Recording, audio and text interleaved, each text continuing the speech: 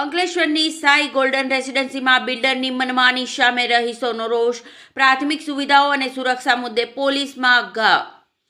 અંકલેશ્વર શહેરના Sai golden C વિંગના રહીશો અને બિલ્ડર વચ્ચેનો વિવાદ હવે ચરમસીમાએ પહોંચ્યો છે, જેમાં 50થી વધુ મકાન માલિકોએ બિલ્ડર મનીષભાઈ વિરુદ્ધ ગંભીર આક્ષેપો સાથે પોલીસ મથકે લેખિત રજૂઆત કરી છે. રહીશોના જણાવ્યા અનુસાર 5 વર્ષ પહેલા પટેલ એન્ડ કંપની પાસેથી ફ્લેટ ખરીદતી વખતે 3 લિફ્ટ, મીઠા પાણીની લાઇન, પાર્કિંગ, ગેસ લાઇન અને ફાયર સેફટી જેવી પાયાની સુવિધાઓ આપવાના વાયદા કરવામાં આવ્યા હતા, પરંતુ આજ દિન સુધી આ સુવિધાઓ પૂરી પાડવામાં આવી નથી.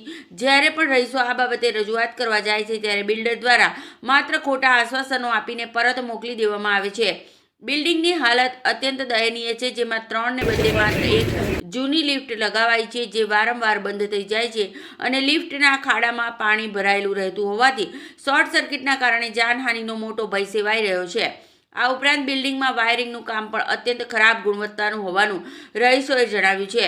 બીજી તરફ પાર્કિંગની જગ્યા મુદ્દે પણ બિલ્ડર દ્વારા મોટી છેતરપિંડી કરવામાં આવી હોવાનો આરોપ છે. રહીશો માટે ફાળવાયેલી પાર્કિંગની જગ્યા બિલ્ડરે માસિક 50,000ના ભાડે ગેરેજવાળાને આપી દીધી છે, જેમાં રેલવેની જમીનનો પણ સમાવેશ થાય છે. જ્યારે રહીશો ગેરેજ ખાલી કરાવવા જાય છે ત્યારે તેઓ દ્વારા દાદાગીરી કરાવવામાં આવે છે. બિલ્ડિંગમાં ફાયર સેફટીની કોઈ જ સુવિધા ન હોવાથી ભવિષ્યમાં આગની દુર્ઘટના સર્જાય તો તેની જવાબદારી કોની એવો પ્રશ્ન ઊભો થાય છે.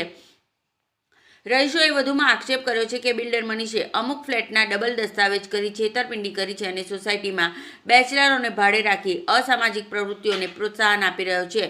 જ્યારે રહીશો કાયદેસરની કાર્યવાહીની ચીમકી આપે છે ત્યારે બિલ્ડર પોતાના પર ચાલતા જૂના કેસોને પોલીસના નામે રહીશોને ધમકાવી રહ્યો છે. આ ગંભીર પરિસ્થિતિને ધ્યાને રાખી રહીશોએ ભરૂચ કલેક્ટર, મામલતદાર, બરોડા કચેરી, અંકલેશ્વર પોલીસ મથકે લેખિતમાં ફરિયાદ સોંપી ન્યાયની માંગ કરી છે. મારું નામ સલીમ મુલતાની છે. મેં બિલ્ડિંગમાં સાઈ ગોલ્ડન બિલ્ડિંગમાં 3 વર્ષથી રહું છું.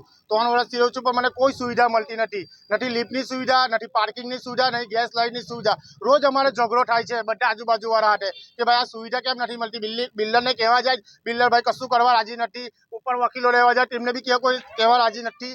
આજે 3-4 વર્ષથી આવું સલંગ ચાલ્યા કરે છે. અમને parking, lift, gas line, fire brigade કશું સુવિધા મળી નથી. આજે 3-4 વર્ષથી અમે લોકો વેઠીએ છીએ. નાના છોકરાઓથી લઈને બુઝુર્ગ માણસથી ચલાતું નથી.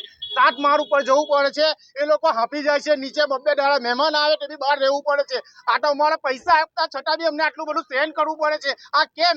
કશું જાણતા નથી. ઉપર વકીલો લોકો કોઈ કશું કરવા રાજી નથી. આજે અમે લોકો ભૂખા ટરા નીચે બેસી રહ્યા છે.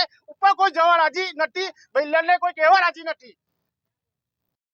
आपका नाम क्या है बहन? शेख आमिना।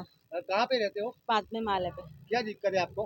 दिक्कतें तो बहुत है, पानी की, गैस लाइन की, हर रोज लिफ्ट बिगड़ जाती है, एक दिन नहीं होता और लिफ्ट बिगड़ जाती है।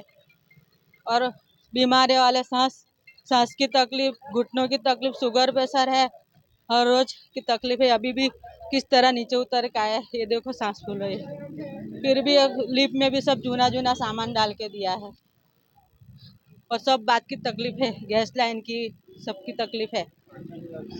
आपने कोई आगे कोई कार्यवाही किया है कोई जगह पे? बहुत दिया हुआ है? अभी दिया है, आगे बहुत बार बोला, रिक्वेस्ट से बहुत बार बोला, लेकिन नहीं सुना। आपकी मांगनी क्या है? हमको सब सहूलियत मिले, लिफ्ट की वो नई लिफ्ट है वो बना के देवे, फिर दूसरी गैस लाइन, पार्किंग वो सब देवे। मेरा नाम नदीम कुरैशी है। मैं साई गोल्डन सी विंग में रहता हूँ और हमारी मांगे ये हैं कि मनीष ने हमने 5 साल पहले हमने घर लिए थे, 50 मेंबर ने सब ने लिए थे, लेकिन आज तक कोई भी फैसिलिटी हमको मिली नहीं है। हमारा बी विंग में भी मकान है, उसमें भी कोई फैसिलिटी नहीं है, सी विंग में कोई फैसिलिटी नहीं है। हमको लिफ्ट लगा के नहीं दिया, गैस लाइन नहीं दिया, पानी मीठे पानी का बोला था वो भी नहीं दिया। आज तक पार्किंग का मसला हल नहीं हुआ। पार्किंग की जगह जो बोला था वो हमको वो मनीष 50,000 रुपये रेंट में हर महीना लेके कम उससे कर रहा है। हमको पार्किंग बोलता है रास्ते में खड़ी करो। हमारा आए दिन का झगड़ा होता रहता है, कोई हमारी सुनवाई नहीं है। आज हमने जो है ना कार्रवाई की है, नगर पालिका में, पुलिस स्टेशन में सब अर्जी डाला हुआ है और बहुत तकलीफ है। कोई काम ये करने को सुनने को तैयार नहीं है। इसके लिए हम और ऊपर आगे भी जाएंगे, जो भी हमसे कार्रवाई होगी हम करेंगे इसके खिलाफ। और भाई सबको ही तकलीफ है, ये शॉपिंग वालों को भी तकलीफ है। 50 वकील हैं कम से कम शॉपिंग के अंदर, लेकिन कोई बोलने को तैयार नहीं है।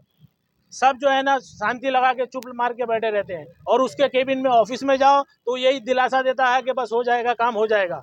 आज 5 साल से कल कराता हूँ, आज कराता हूँ, लेकिन अभी तक कोई भी काम उसने करके नहीं दिया है। एक नंबर का झूठा इंसान है वो।